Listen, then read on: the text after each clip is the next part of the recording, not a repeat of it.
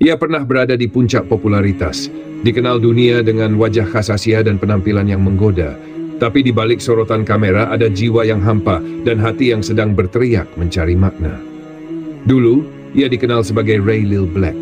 Kini, namanya adalah Nurai Istiqbal, seorang mualaf yang menempuh jalan penuh cahaya setelah melewati masa lalu yang kelam.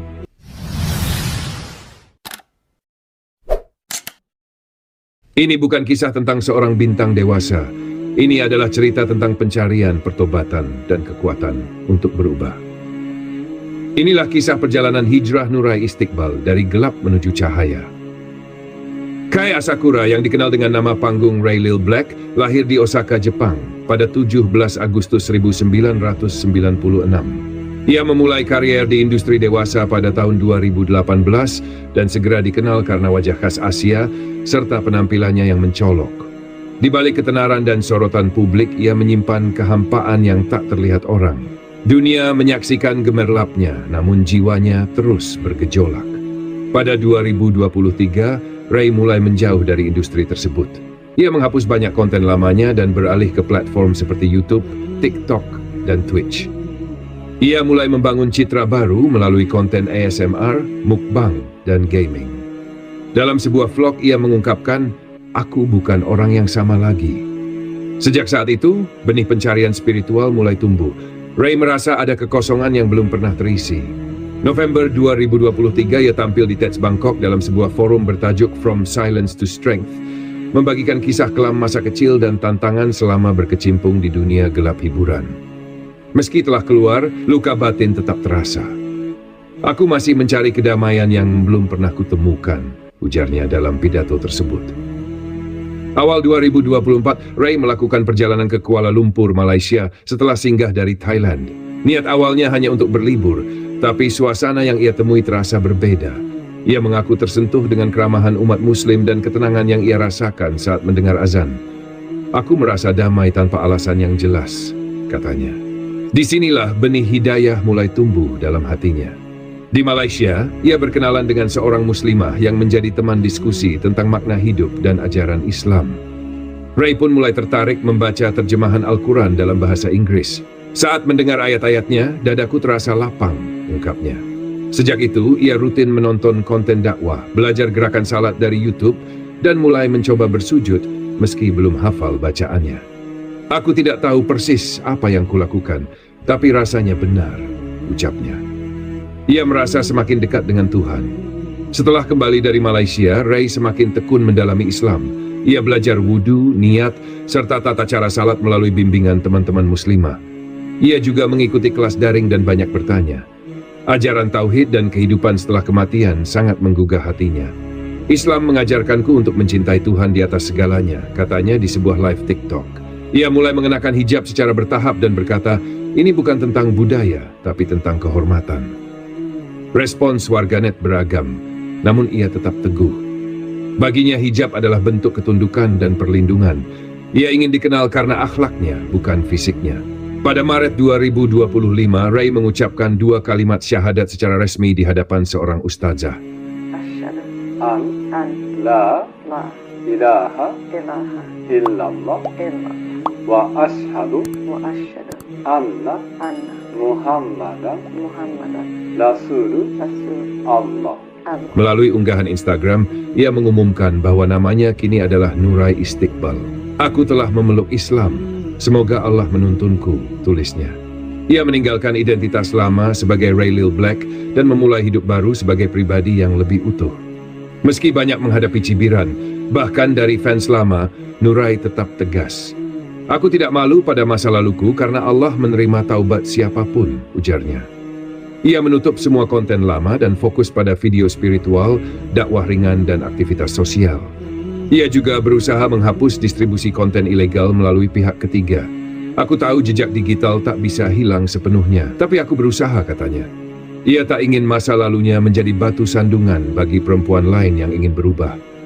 Setelah berhijrah, akun TikTok dan Instagram miliknya dibanjiri komentar. Sebagian mendukung, sebagian mencibir. Ia menanggapi semua itu dengan tenang. "Allah lebih tahu isi hati manusia," katanya. Ia memilih membalas dengan konten positif yang menenangkan jiwa. Sejumlah tokoh muslim dari Malaysia dan Indonesia menyampaikan dukungan, termasuk influencer hijrah asal Kuala Lumpur yang mengajaknya berdiskusi live. Bahkan seorang ustadz dari Johor menulis di Twitter bahwa perubahan Nurai patut dihormati, bukan dihina. Ramadan 2025 menjadi pengalaman spiritual pertamanya. Ia belajar berpuasa, salat tarawih, dan sahur bersama komunitas muslim di Bangkok. Dalam vlog, ia menangis saat berbuka puasa untuk pertama kalinya. Aku belum pernah merasa sedekat ini dengan Tuhan, katanya. Malam-malamnya diisi dengan membaca terjemahan Al-Quran. Di sisi lain, beberapa teman lama menjauh, bahkan memblokirnya. Kamu buang hidupmu, kata seseorang padanya. Meski sempat sedih, Nurai berkata, aku tidak kehilangan mereka. Aku justru menemukan diriku sendiri. Soal keluarga, Nurai sempat menyebut bahwa keluarganya di Jepang awalnya khawatir. Namun saat melihat perubahan positif pada dirinya, mereka mulai memahami pilihannya. Ia tidak memaksakan ajaran apapun, hanya berusaha menjadi teladan melalui akhlak. Setelah mengenakan hijab, Nurai mengaku tidak lagi diundang di sejumlah acara di Jepang. Ia merasa ada stigma terhadap perempuan yang meninggalkan industri dewasa dan berubah total. Aku di blacklist secara halus, katanya. Tapi ia tak bergeming. Aku tak butuh validasi dunia hiburan, cukup Allah, tulisnya di Instagram. Ia mulai membuat konten dakwah ringan, seperti pembahasan tentang salat, hijab, dan kisah Nabi Muhammad SAW. Ia belajar dari ustazah lokal di Bangkok dan menjawab pertanyaan dari pengikut non-muslim dengan sabar. Aku hanya perempuan yang pernah tersesat, katanya. Melalui Instagram, Nurai juga menggalang donasi untuk mualaf perempuan di Asia Tenggara. Ia merasa perjuangan mereka serupa dengannya. Ia ikut mendistribusikan mukena, Al-Quran, dan makanan sahur. Aku tahu rasanya kehilangan arah, lalu dipeluk oleh Islam, tulisnya. Aktivitas sosial menjadi terapi batin yang menyembuhkan. Akhir Juni 2025, Nurai mengumumkan proyek buku perdananya yang akan menceritakan kisah hijrahnya. Buku itu ditulis sendiri dengan bantuan editor muslim dari Malaysia. Aku ingin orang tahu bahwa Allah Maha Penerima Taubat, ujarnya. Buku tersebut direncanakan terbit di akhir tahun. Nurai kehilangan beberapa kontrak besar setelah berhijrah, terutama karena ia menolak tampil tanpa hijab atau mempromosikan produk yang bertentangan dengan syariat. Dulu aku dibayar mahal untuk sesuatu yang salah, sekarang aku menolak meski ditawari lebih, katanya. Meski kehilangan penghasilan besar, ia merasa lebih tenang dan bahagia. Ia pun mulai menabung untuk umrah. Aku ingin melihat Ka'bah dan bersujud di sana, tulisnya. Beberapa netizen menawarkan bantuan, tapi ia menolak. Biarlah ini jadi ibadah dari jerih payahku sendiri. Umrah menjadi impian tertingginya. Dengan pengaruhnya yang besar di media sosial, Nurai mulai dikenal sebagai sosok mu'alaf modern. Ia kerap diundang dalam podcast, kelas daring hingga forum muslimah internasional. Saat ditanya rahasia hijrahnya, ia menjawab, tak ada rahasia. Hanya kejujuran kepada diri sendiri dan membuka hati untuk cahaya Allah. Meskipun godaan masa lalu pernah datang, termasuk tawaran kontrak bernilai besar, Nurai menolaknya dengan tegas. Dulu aku kosong dan dibeli. Sekarang aku milik Allah dan aku merasa utuh, katanya. Hijrahnya bukan emosi sesaat, melainkan keputusan yang ia bangun dengan tekad dan keikhlasan. Kini dengan nama Nurai Istiqbal, ia melangkah sebagai pribadi baru, membawa harapan bagi perempuan lain yang ingin berubah. Masa lalu tak bisa dihapus, tapi masa depan selalu bisa ditulis ulang. Dan ia telah memilih cahaya itu dalam Islam.